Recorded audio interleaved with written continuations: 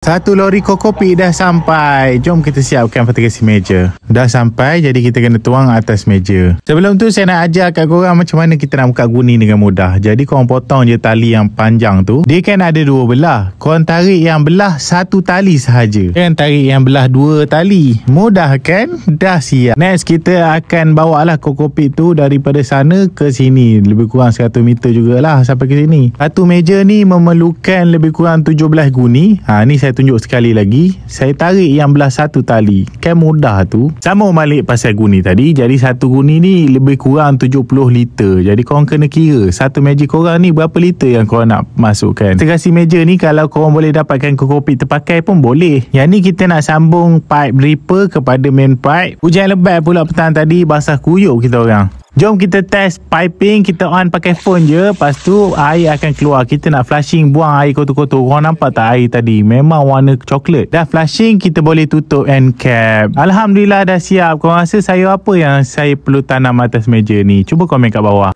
Alhamdulillah guys, kita dah siap dah fatigasi meja kita. Set up piping semua. Nanti kita tanam, okay? Jumpa lagi for next video. Bye. Assalamualaikum.